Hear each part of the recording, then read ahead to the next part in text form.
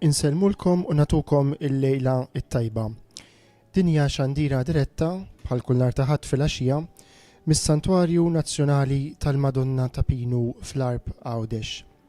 Id-Djoċesi ta' Għawdex bejn Settembru u Pentekoste, il-festa ta' Għid il-50, kull nhar ta' ħadd twaslilkom it-tifsira tal-kelma ta' Alla illi tkun ġiet imxandra fil-Vanġelu tal-ħadd illi jkun.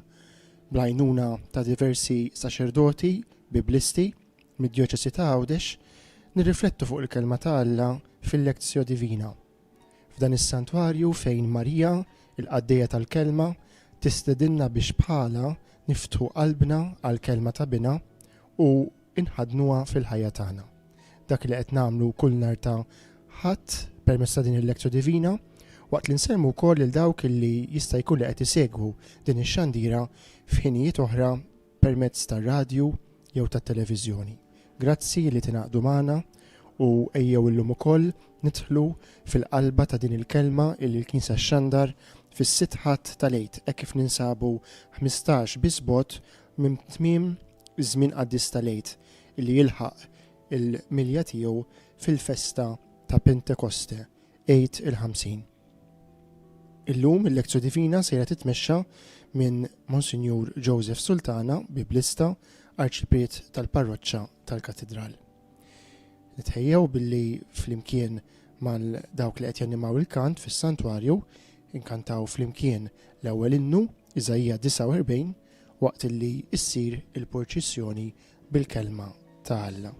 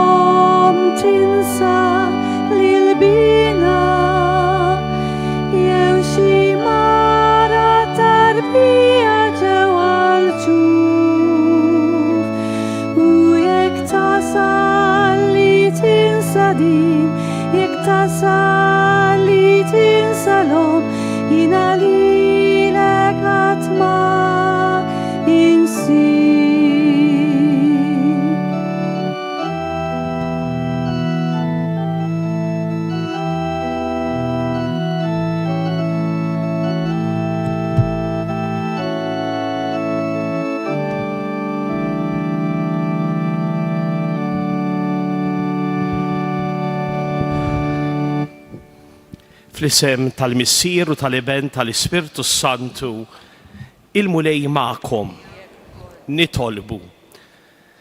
Missier Qaddis aħna nġbarna fismek bħala l-familja tiegħek, imxenqa għad-doni tal-Ispirtu tiegħek u għad-don tal-paċi tiegħek.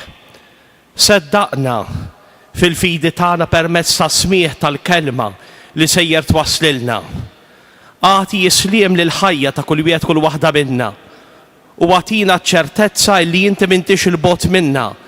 Imma jekk kemm il-darba ħna nilqgħu din il-kelma u nħarsuha, inti sejjer twaqqaf l-amara tiegħek fil-ħajja tagħna.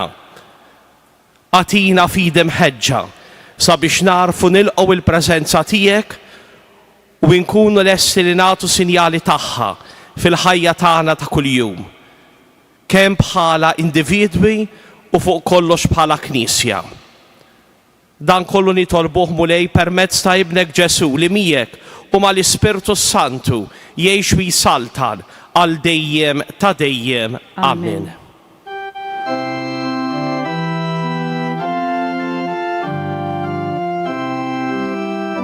Alleluja, Alleluja, Alleluja, Alleluja, Alleluja.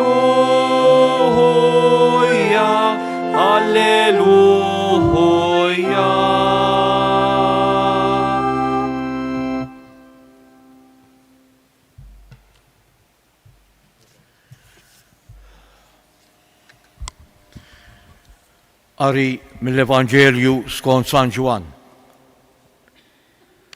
F'dak iż-żmien Ġesu qal lid-dixxipli tiegħu: jekk xi ħadd iħobbni iħares kelmti u missieri iħobbu u aħna niġu u nagħmru għandu. Min ma jħobbnix ma jħarix kliemi. U l-kelma li qegħdin tisimgħu mhijiex tiegħi, imma tal-missier li batni. Qedtilkom dan meta għadni magħkom, imma id-difensur l-Ispirtu Santu li l-missier jibgħat f'ismi jgħallimkom kollox u jfakkarkom dak kollu li qedtilkom. Jiena inħallilkom is-sliem, natikom is-sliem tiegħi. Ma natijulkomx kif tagħtih id-dinja. Tħallux qalbkom titħawwat u anqas titbeżza. Smajtu x'għedtilkom, jiena sejjer u nerġa' niġi għandkom. Kieku kontu tħobbuni, kontu tifirħu li sejjer għand il-missier, għax il-missier huwa akbar minni. U għedtilkom dan minn issa qabel ma jseħħ, biex meta jseħħ temnu. Il-kelma tal-mulej. Tifħili la Kristu.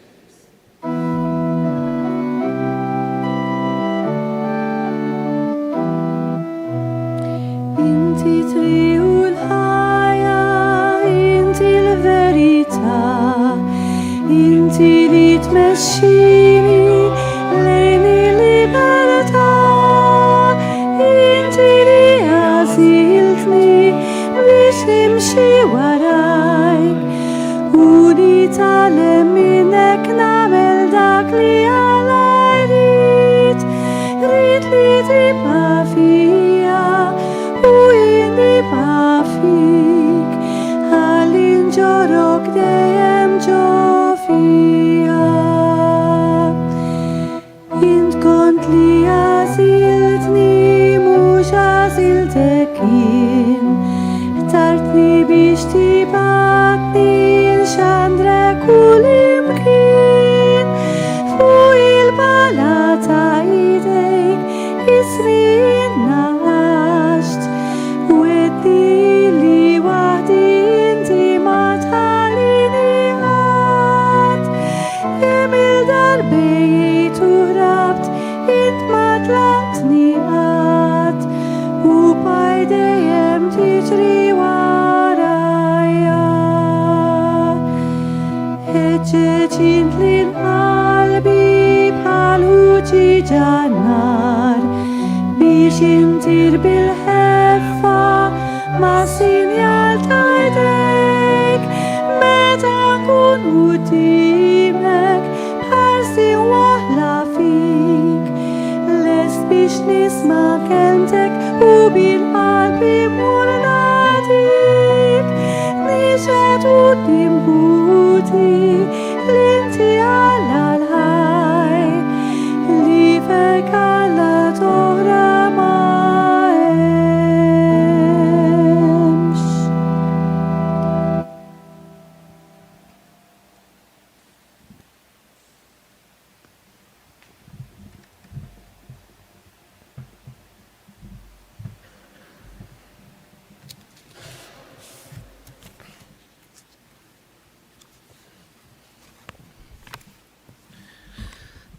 Anke f'dan il-ħadd is-silta tal-Vanġelu hija meħuda mid-diskors twil ta' Ġesu fl-aħħar ċena. Kif smajna l-ħadd li għadda anke smajna silta oħra minn dan id-diskors, San Ġwan jagħtina dak li aħna nistgħu nqisuh bħala it-testment ta' Ġesu. U bħal kull testment ieħor jibda jgħod wara l-mewt ta' min jagħmlu u jinfetaħ wara il-mewt ta' min ikun xtaqu. U allura it-testament jiġbor fih ix-xewqat illi il-persuna tixtieq illi tħalli warajja. U hekk għandna nifhmu dan id-diskors ta' Ġesu fl-aħħar ċena li llum għandna silta oħra minnu f'dan il-Vanġelu li għadu kif ġie mħabbar lilna. Ġesu fiċ-ċenaklu jiżvela l-aspetti l-aktar profondi tal-qalb tiegħu u jafdawhom lil dawn id-dixxiepli li min-naħa tagħhom huma imbeżza u imħawda. Għaliex kienu qegħdin jifhmu xi ftit illi ġej mument qil għalihom il-koll. Ġuda wieħed minnhom kien għadu kif ħalla il-mejda. U San Ġwan jinnota u jgħid illi kien idlam. Xejn ħareġ bħal donnu San Ġwan irid jgħidilna illi dan Ġuda l-Iskarjota inbala fid-dalma tal-lejl. Minkejja dan, xorta waħda Ġesu huwa tant pożittiv u joħroġ is-sentimenti l-aktar profondi tal-qalb tiegħu u jafdahom lil dawn id-dixxiepli. U kien diġà għamel ġest illi b'xi mod kien ried il-pedamenti tal-ħajja tagħhom, ried it-tamiet kollha ta' ħajjithom, meta tbaxxa qudiemhom u ħaslilhom riġlejhom. Għaldaqstant, quddiem dawn il-fatti illi ħawdu mhux biftit lid-dixxiepli, daw min-naħa tagħhom jagħmlulu 4 mistoqsijiet. Għandna 4 dixxiepli illi jindirizzaw 4 mistoqsijiet lil Ġesu illi jiġdu il-perplessità tagħhom, it-taħwit tagħhom. U allura l-iktar waħda importanti hija r-raba waħda għalina, għaliex ir-raba waħda magħmula minn Ġuda mhux l-Iskarjota, imma l-Apostol ieħor Ġuda aħna ngħidulu Taddew. Dan għamel ukoll mistoqsija lil Ġesu illi jitweġiba tagħha hija din is-silta tal-Vanġelu tal-lum. U allura importanti ħafna illi aħna nżommu f'moħħna anke jekk mhix f'din is-silta il-mistoqsija li jagħmel dan l-Apostol lil Ġesu. Jistaqsi hekk: kif sejjer tuli lilek innifsek lilna u mhux lid-dinja? Fi ftit kliem, x'inhi l-manifestazzjoni, ir-rivelazzjoni kif u xi kwalità inti sejjer tinqeda bija biex tafferma lilek innifsek. Issa Ġesu kien diġà biex ngħidu hekk ħadd kull pretensjoni, kien ġarraf kull pretensjoni illi sejjer jagħmel xi miraklu kbir. Ġesu fit-teoloġija ta' San Ġwan qatt ma jagħmel mirakli, qatt ma jitkellem mit-tawmata, imma jitkellem mis-semija, is-sinjali. Għaliex Ġesu skont San Ġwan l-iskop tiegħu mhux illi jagħmel eġubijiet, sinjali biex jattira l-attenzjoni lejh innifsu, biex jafferma lilu nnifsu. Imma l-iskop għalfejn Ġesu jaġixxi huwa sabiex ineħħi l-velu, iwarrab dak li sa issa qiegħed jostor il-verità sħiħa dwaru nnifsu. U allura dawk li aħna nsejħulhom mirakli għal San Ġwan mhumiex tant mirakli biex jibbenefikaw minnhom dawk illi sejrin jitfejqu, sejrin jerġgħu jibdew jaraw, sejrin jibdew jimxu, xemm minn dan, imma huma sinjali illi jikxfu tassew min huwa Ġesu. U meta l-bniedem jara fil-verità sħiħa dwar Ġesu, sejjer ikun salvat, sejjer ikollu il-ħajja. U allura din il-mistoqsija ta' dan Ġuda l-Apostlu, kif sejjer turi lilek innifsek lilna u mhux lid-dinja? Xi ftit tikxef id-delużjoni illi dawn id-dixxiepli kellhom fil-qalb tagħhom. Apparti it-tensjoni tal-mument illi kienu qegħdin jobsru li ġejja xi ħaġa traġika fuqhom. Imma aktar minn hekk kienu delużi Għaliex Ġesu huma xtaquh illi jħaddan is-seta, xtaquh illi huwa isabbat saqaħu tgħaddi tiegħu. Ma xtaqux ċertament illi Ġesu jgħaddi mid-disfatta tal-mewt infamanti tas-salib. Madankollu Ġesu xorta waħda iwieġeb għal din il-mistoqsija. Urjum biċ-ċar li huwa sejjer jagħmel manifestazzjoni sħiħa, rivelazzjoni sħiħa, ħajneħħi il-velu minn fuq il-persuna tiegħu sabiex jurihom il-verità sħiħa. U allura jsejjer jitwettaq dak li San Ġwan jikteb fil-bidu tal-Vanġelu tiegħu li l-Alla għadu ħadd ma rah. Immarrafulna l-iben il-waħdini tiegħu. Ġesu huwa ir-rakkont tal-misteru ta' Alla. Il-persuna ta' Ġesu b'dak kollu li għaddit minnu, b'dak kollu li qalet u b'dak kollu li għamlet, imma anke l-istess persuna tiegħu hija rakkont, hija eżeġeżi tal-misteru ta' Alla. Hija l-essenza tal-misteru ta' Alla. Ġesu jippreżenta lilu nnifsu skont San Ġwan bħala dak li jgħid min jara lili jara lill-Missier. U allura il-Vanġelu tal-lum huwa tweġiba għal din il-mistoqsija ta' Ġuda. U allura importanti li aħna inżommuha f'moħħna sabiex nifhmu dak illi Ġesu qiegħed jgħid.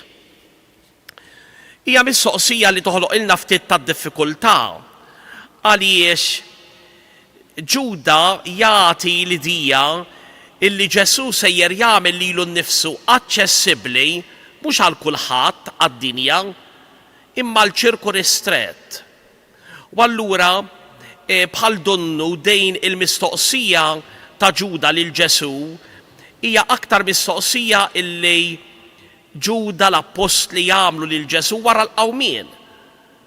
U allura hemm min jaħseb illi din is-silta dan id-dialogu bejn Ġesu u d-dixxiepli kien dialogu f'waħda mid-deriet mill-manifestazzjonijiet li Ġesu jagħmel tiegħu innifsu l-12, imma li eventwalment San Ġwan ittrasporta u poġġija, ittrasferija fil-kuntest tal-aħħar ċena, f'dan id-diskors tal-aħħar.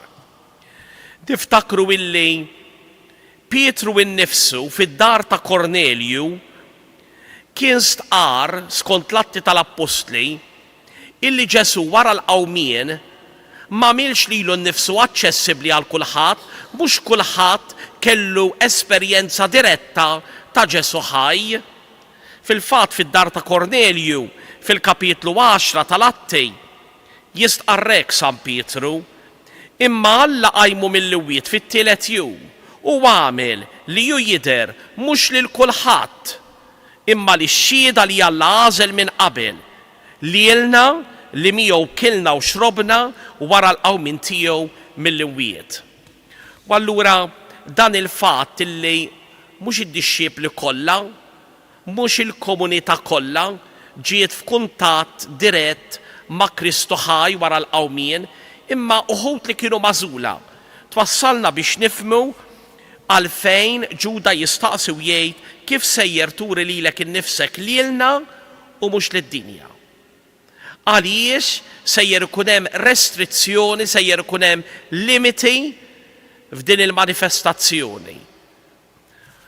U allura Ġesu jiftaħ dan id-diskors illi jibda u jala billi jorbot fl-imkien l-imħabba mal-ħarsien tal-kelma.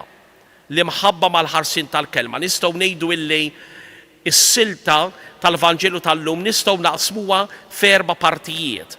L-ewwel parti għandna l-imħabba marbuta mal-ħarsien tal-kelma. Sewwa u Ġesu jgħid dan u jinsisti meta għadni magħkom. Imbagħad jgħaddi biex jippreżentalna żewġ doni illi Ġesu sejjer jagħti lil dawk li sejrin jidħlu f'sitwazzjoni ġdida.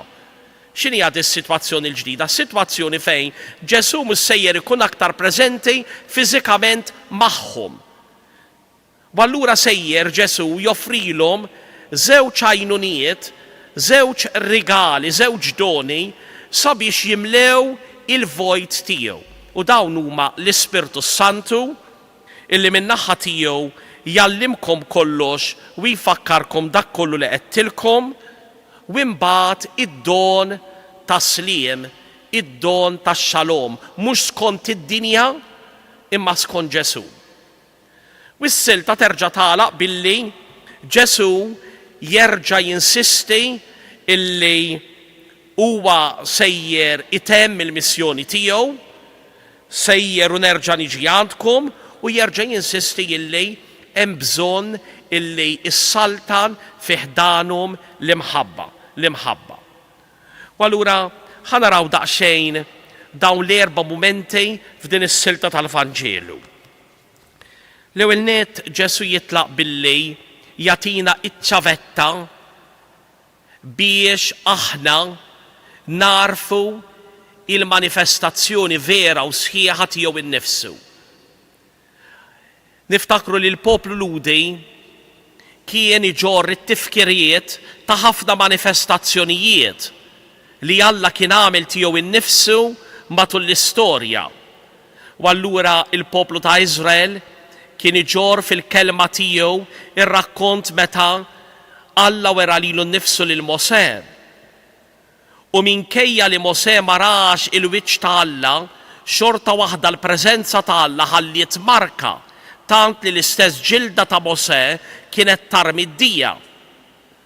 Alla illi għamel u wera lilu nnifsu lil poplu ta' Iżrael tul il-mixja fid-deżert meta der taħt forma ta' sħaba matul il-jum u taħt forma ta' kolonna tan-nar bil-lejl.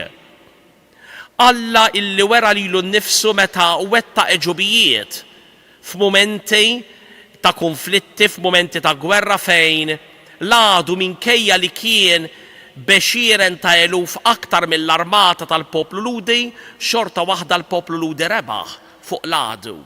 Kienu kollha sinjali tul l-istorja fejn Alla wera lilu nnifsu lil poplu ta' Iżrael. Imma madana kollu dawn kienu manifestazzjonijiet illi xorta kien hemm distanza bejn dak li wetta Alla u dak li huwa l-bniedem. U allura il-bniedem jispiċċa dejjem spettatur, il-poplu ta' Iżrael huwa spettatur ta' dawn is-sinjali li Alla jagħmel tiegħu innifsu. Imma issa Ġesu jiggarantixxi illi il-preżenza tiegħu, ir-revelazzjoni sħiħa tiegħu sejjer iġorra l-bniedem taħt kundizzjoni. U fil-fatt is-silta tal-Vanġelu tibda din il-kundizzjoni. Jekk xi ħadd iħobbni, iħares kelmti u missieri jħobbu u aħna niġu u nagħmru għandu.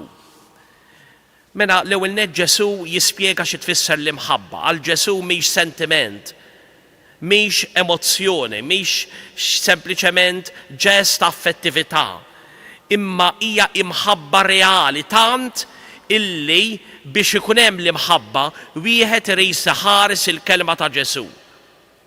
Li tħares il-kelma ta' Ġesu jfisser erba' ħwejjeġ. Aħna normalment li tħares il-kelma sempliċement li tismaħħa. Imma skont il-mentalità Ludija huma erba' ħwejjeġ. L-ewwel tismaħħa. It-tieni tfittex li tifhimha bil-moħħ tiegħek. It-tielet tfittex li tħallija toqgħod ġewwa fik. U r-raba' tfittex illi din il-kelma tant tintaġen miegħek, tant issir ħaġa waħda għaġna sħiħa miegħek illi ssir mentalità, mod ta' kif taħseb, mod ta' kif iġġib ruħek fil-ħajja tiegħek ta' kuljum. Jekk aħna ikollna dawn l-erba', allura din inħarsu l-kelma ta' Ġesu u jfisser illi qegħdin inħobbuh.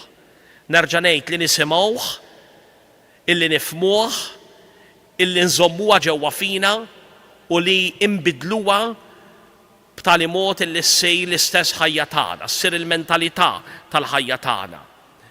Jekk xi ħadd iħobbni iħares kelmti. U r-riżultat ta' dan hu illi dan kollu sejjer jiġbed aktar fuqna l-imħabba ta' Alla. Mhux għax l-imħabba ta' Alla naqilowha hija premju għax aħna ħabbejnieh billi ħarisna l-kelma, imma li aħna sejra tidher aktar ċara quddiem għajnejna, sejra tidher aktar evidenti l-imħabba kbira ta' Alla lina.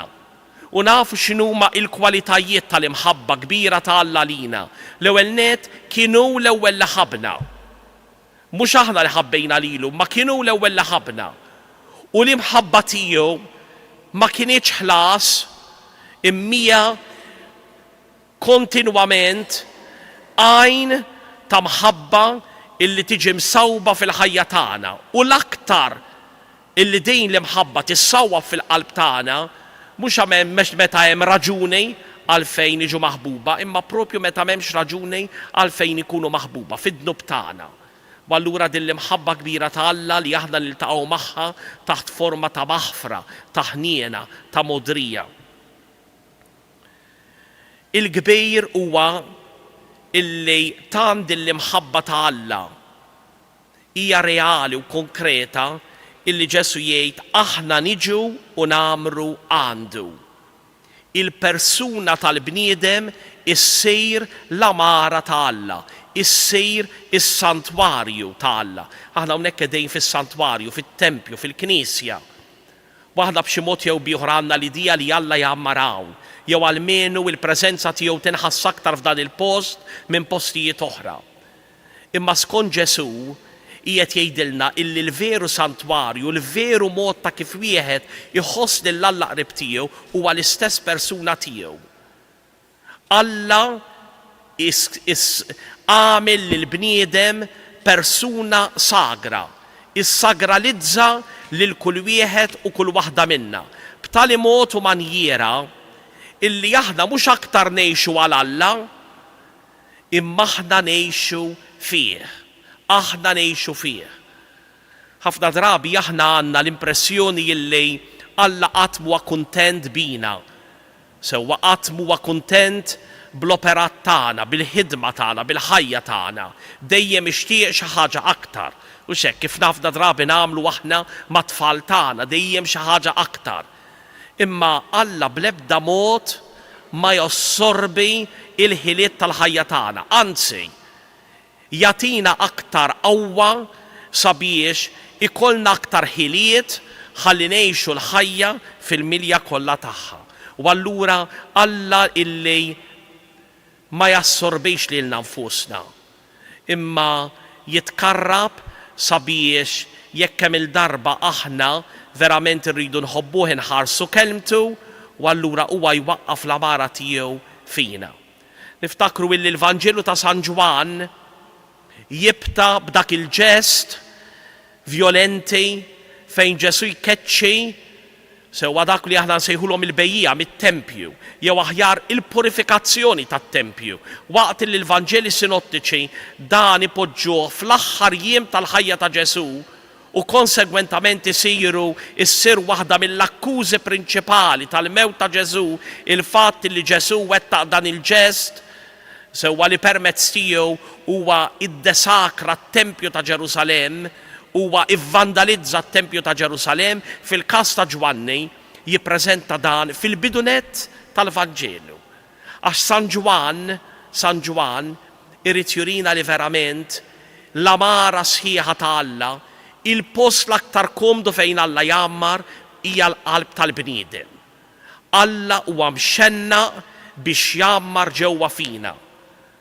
U allura nistgħu nifhmu l-kliem ta' San Ġwan fil-bidu tal-Vanġelu. Il-verb ta' Alla sar bniedem u għammar fostna. U allura dan ma jfissirx sempliċement illi qiegħed il-barra minna, qiegħed fuq il-wiċċ ta' dil-art, imma aktar minn hekk. Għammar fl-umanità tagħna. L-umanità tagħna saret espressjoni ta' dak kollu li huwa Alla, ta' dak kollu li huwa divin. Biex jeskludi li jista' jkun hemm nuqqas taftejn fuq dan, Ġesu jippreżenta din l-istess ħaġa fin-negattiv. Min ma jħobbnix ma jħarix kliemi. Mela 50 kliem hija tassew ħaġa marbuta fl-imkien illi l-imħabba jew tissarraf billi wieħed jilqa' l-kelma ta' Ġesu u jwettaqha fil-ħajja tiegħu, tinbidel fis-stil tal-ħajja tiegħu jew altrimenti mhux veru hemm l-imħabba. San Pawl għandu dik l-espressjoni li tesprimi dan kollu, din it-trasformazzjoni kontinwa tal-bniedem fi Kristu, mhux aktar ngħix jien imma Kristu jgħix fija. Din hija l-amara ta' Alla fil-bniedem, skont San Pawl. Qedtilkom dan meta għadni magħkom. Din hija ħaġa li sejra tirrepeti ruħha anke lejn it-tmiem tal-Vanġelu. Ġesu huwa l-missjonarju li qed itemm il-missjoni tiegħu. Ġesu ħafna drabi jitkellem minnu nnifsu anke jekk b'mod impersonali bħala dak li ġie mibgħut mill-missier. Għaldaqstant, Ġesu huwa l-mibgħut tal-missier, il-missjonarju tal-missier u qiegħed itemm il-missjoni tiegħu. U qiegħed jgħid dan kollu qabel ma jtemm din il-missjoni. Qedtilkom dan meta għadni magħkom. Sakemm Ġesu huwa magħhom, Ġesu qiegħed jassigurahom minn dik li sejra tkun ir-revelazzjoni sħiħa tiegħu innifsu fihom u li trid tilħaq il-milja tagħha aktar il-quddiem wara it-tluq tiegħu, wara l-misteru tal-għid tiegħu. U hawnhekk Ġesu jitkellem minn dawn iż-żewġ doni. Iż-żewġ doni li sejrin jagħmlu tajjeb biex ħadd minn dawk li jinsabu fiċ-ċenaklu, ħadd minn dawk li jinsabu frabta sħiħa miegħu ma jħossuhom li huma orfni, il-tiema. Allura id-don tal-Ispirtu Santu. it-traduzzjoni sejjaħlu id-difensur. Imma eżattament il-kelma parakletos, parakaleo, wieħed illi jiġi imsejjaħ biswitek sabiex jgħinek twieġeb. Jgħinek twieġeb. Min jitraduċi din il-kelma bħala avukat, imma mhux tant illi joħodlok postok biex iwieġebu għalejk, imma jgħinek twieġeb. Ftit kliem jgħinek taġġorna it-tweġibiet tiegħek. Għaliex Ġesu kien qed jurihom lid-dixxiepli lill-Apostli illi qudiemhom hemm medda ta' żmien li tant sejrin jinbidlu ċ-ċirkustanzi li għandhom kontinwament sewwa jaġġornaw it-tweġibiet tagħhom. Aħna llum fil-qari kellna sewwa fl-ewwel qari kellna waħda minn dawn iċ-ċirkustanzi kbar tal-bidu meta il-Knisja ta' Antjokja sewwa lejn is-sena 40 kienet sejra sseħħ xizma. Kien hemm diġà din id-differenza bejn il-lut insara minn all-lut li kienu saru insara Kristjani u il-pagani li kienu saru Kristjani. U x'ġara li dawn il-lut ġala darba kienu jħossu illi huma kienu l-imsejħa ta' mill-ewwel sija għandhom jiddominaw fuq l-oħra. U allura bdew jimponu fuq l-insara ġejjin mill-pagani id-drawwiet lut, partikolarment iċ-ċirkonċiżjoni. U allura Pawlu Barnaba imorru ġewwa Ġerusalem jitkellmu mal-kumplament ta' 12 u tintbagħat ittra. Tintbagħat ittra lill-Knisja ta' Antjokja u fost il-ħwejjeġ li fija din l-ittra, aħna normalment imdorrijin bl-ittri ta' San Pawl u l-ittri apostoliċi l-oħrajn, imma din hija ittra oħra illi l-kontenut tagħha nsibuh sewwa f'dan il-kapitlu 15 tal-Atti tal-Apostli radda lodu fl-ewwel qari, sewwa fil-qari ta' dan il-ħadd. Fost affarijiet f'din l-ittra kien hemm miktub dan. Għax lill-Ispirtu Santu u lilna derilna li aħna ma għandna nabbukom bebda pis ieħor aktar minn dak li hu meħtieġ. Ftit kliem l-Ispirtu Santu kien aġent ewlieni fil-Knisja tal-bidu u kien jaġġorna l-Knisja. U l-apposti kienu miftuħin għal dan it-tnebbieħ ġdid illi l-Ispirtu Santu kien jipprovdilhom. U allura l-Ispirtu Santu, il-Parakletos, id-Difensur, huwa dak li jgħallimkom kollox u jfakkarkom dak kollu li qedtilkom. Il-misteru ta' Ġesu jagħmlu dejjem aktar wieħed ġdid li ma jiqdiem qatt. U allura il-kelma tal-Alla qiegħda diġà torjentana l-milja tal-żmien tal-għid, il-quċċata tal-għid, id-don tal-Ispirtu Santu, in-nifs ta' Kristu mod li lilna biex ikun nifisna. Ir-rieħ tal-Ispirtu Santu li jsir in-nifs tagħna. Il-ħila tal-imħabba ta' Ġesu moddija lilna biex inkunu nistgħu inħobbu bħalu daqsu. It-tieni don huwa id-don ta' sliem. Jiena nħallilkom is-sliem, natikom is-sliem tiegħi.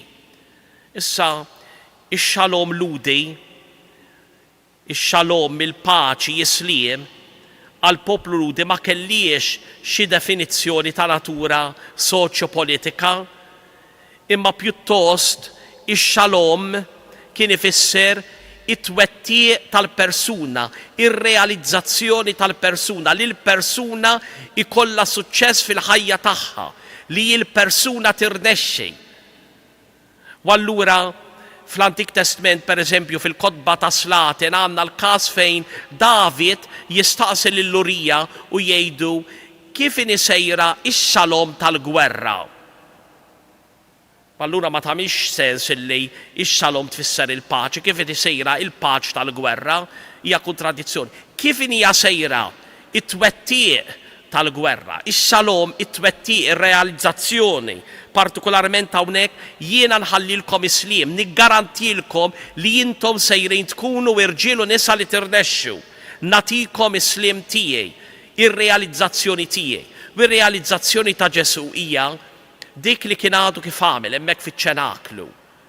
Illi wieħed ifittex li jaqdi qabel ma jkun moqdi. Li wieħed ifittex li jingħata qabel ma jirċievi. Li wieħed ifittex illi jmut qabel l-oħrajn imutu għalih. Jiena nħallilkom is-sliem. Ovvjament Ġesu iżid ma nagħtihulkomx kif tagħtih id-dinja. Għaliex id-dinja ma tapprovax dan it-tejp ta' twettieq, ta' realizzazzjoni, ta' suċċess għal persuna tal-bniedem. Skont id-dinja, il-persuna tal-bniedem tirnexxi b'toroq oħra. U allura Ġesu jerġa' jinsisti, tħallux għalkom titħawwat u anqas titbeżza. Nerġa' nirreferikom għal fatt il-klima li kien hemm ġewwa iċ-ċenaklu wara li Ġesu ħabbar it-tradiment, wara li Ġuda kien telaq, wara l-istess reżistenza li Pietru kien għamel u tħabbira taċ-ċaħdiet tiegħu. Tħallux qalbkom titħawwat u anqas titbeżza. Il-biża' u t-taħwit huma parti mill-ħajja tan-nisrani, madankollu m'għandhomx l-aħħar kelma. L-aħħar parti tal-Vanġelu, smajtu x'qedtilkom, jiena sejjer u nerġa' niġi għandkom. Huwa mod pjuttost mistur ta' kif Ġesu jitkellem mill-mewt u l-qawmin tiegħu. Jiena sejjer u nerġa' niġi għandkom.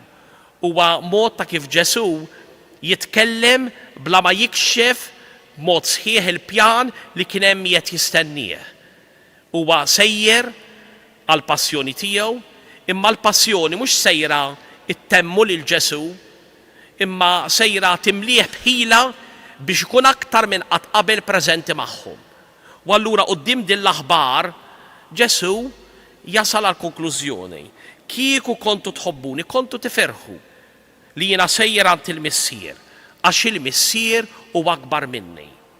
Il-fatt li Ġesu sejjer itemm il-preżenza fiżika tiegħu fost il-ħbieb tiegħu fost id-dixxiepli mhuwiex mument ta' dieqa, imma għandu jkun mument ta' ferħ għaliex ma jfissirx li sejra tonqos il-preżenza tiegħu, anzi, il-preżenza tiegħu sejra tkun interiorizzata. Aħna sejrin insiru santwarji tal-preżenza tiegħu. Sa issa is-santwarju tal-preżenza ta' Alla kien il-ġisem ta' Ġesu. Il-preżenza fiżika u storika tiegħu ta' Ġesu ta' Nażaret li kieku aħna kellna u xtaqna niltaqgħu ma' Alla, ridna nkunu ngħixu 2025 sena ilu mmorru niltaqgħu ma' Ġesu fit-toroq tal-Palestina. Imma minn issa l-qudiem il-preżenza ta' Kristu, l-preżenza ta' Alla tinsab fil-persuna tal-bniedem. Mhux aktar ngħix jien imma Kristu jgħix fija. U qedtilkom dan minn issa qabel ma jseħħ biex meta jseħħ temnu. Ġesu qed jgħinhom lil dawn l-apostli fiċ-ċenaklu, qiegħed jurihom diġà jiftħilhom mid-diġà it-triq, jurihom il-pattern li sejjer isegwi ju sabiex huma jkollhom l-għajnuna ħalli dan il-pattern meta jitwetta jifmu illi mhuwiex pattern ta' kombinazzjoni jew pattern li huwa il-bot mill-qalb ta' Alla, imma pjuttost huwa il-programm it-triq li Alla fassal għal Ġesu u permezz ta' Ġesu għal kull bniedem. Jekk Ġesu fit-Tempju ta' Ġerusalem qal ħottu dan it-Tempju u fit-tliet ijiem nerġa' nibnieh, dawn il-kliem li Ġesu jlissen qiegħed jistenna illi jitwettqu anke fina, illi aħna inħottu it-Tempju il-qadim illi m'għadux jiswa li għaddiet il-missjoni tiegħu ta' medjazzjoni biex ikollna preżenza diretta tiegħu fil-qalb tagħna. Nerġgħu nibnu mill-ġdid dan is-santwarju imdawlin u mqawwijin mill-grazzja tal-mewt u l-qawmien tal-Mulej Ġesu. Jew nitolbu lil Mulej biex aħna wkoll bħal Knisja tal-bidu miġbura ġewwa ċ-ċenaklu ma nħossuniex sfortunati jew inkella b'xi mod li aħna żvantaġġjati illi ma narawx fiżikament lil Ġesu, imma din il-kelma ta' dan il-ħadd turina dejjem aktar kemm il-misteru tal-għid is-siġilla l-qalb tagħna u l-misteru tal-għid jinsab ġewwa fina, jonqos biss illi aħna nħalluh jaħdem u nagħtu frott kotran ta' din il-ħajja l-ġdida li hemm ġewwa fina.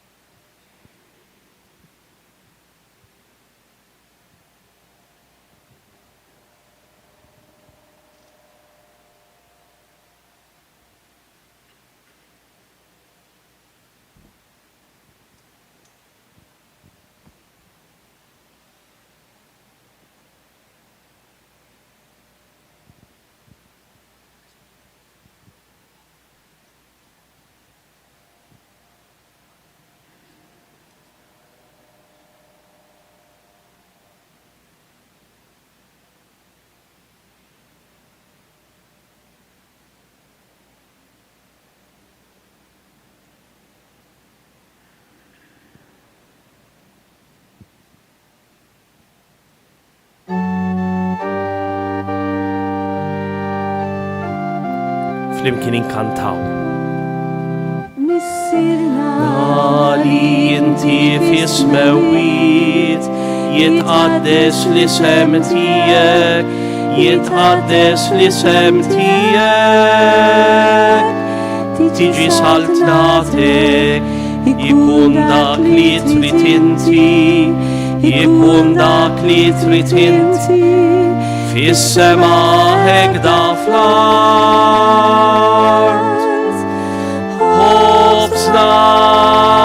Hobsna ta' kuljum.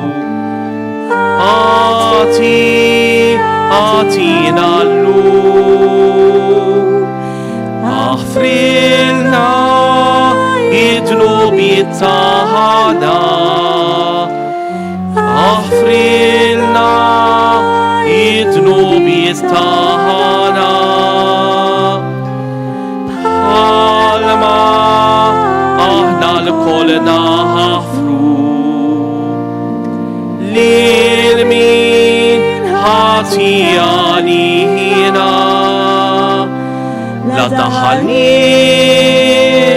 febda tiġrib, jizdeħlisna min kull deħni missirna.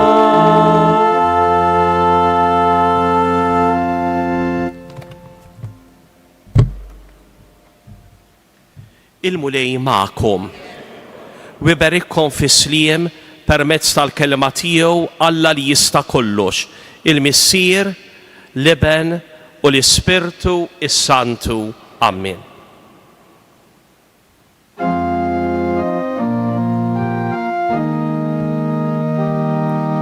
Inħoss l-Ispirtu risaleja biex jelisni mill-irbit fuq inxif bħal xmarateja jolo fiha b'idem ġdid. Inħoss li mħabba risaleja biex teħlisni mill-irbit fuq inxif bħal xmarateja tolo fiha b'idem ġdid. Inħoss il-paċi risaleja biex teħlisni mill-irbit fuq inxif bħal xmarateja tolo fiha b'idem ġdid. Inħoss li l-Kristu risaleja biex Fiduċjużi fil-wedit li għamlilna Ġesu li ħallilna mhux biss il-paċi tiegħu, hija paċi vera, paċi li tibqa', imma wkoll id-don tal-kelma tiegħu u tal-Ispirtu qaddis tiegħu. Ejjew inkomplu ngħixu il-ferħ ta' dan iż-żmien qaddis tal-Għid hekk kif noqorbu lejn il-festa ta' Pentekoste Għid il-50. U fil-fatt kif se taraw fuq l-iskreens tagħkom, inħeġġukom minn issa sabiex bħala Knisja Fawdex il-Komunità Djoċesana Awċija ninaqdu lejlet Għid il-50 propju s-sibt 7 ta' Ġunju li ġej għal Velja Djoċesana fuq it-suntier tas-Santwarju ta' Pinu li tkun immexxija mill-Isqof ta' Għawdex Anton Tewma u fiha ssir ukoll l-amministrazzjoni tas-sagrament tal-Griżma tal-Isqof il-diversi adulti.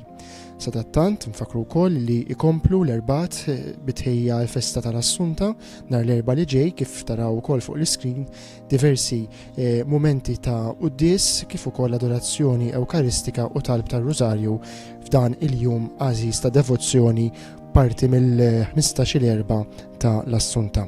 Fl-aħħar nett infakrukom ukoll li tkompli l-Lezzjo Divina ta' kull nhar ta' Ħadd, l-aħħar żewġ appuntamenti huma l-Ħadd li ġej u l-Ħadd ta' wara. Dak kollox mis-Santwarju ta' Pinu illejla għal din il-Lezzjo Divina, grazzi illi kontu magħna u insellmulkom.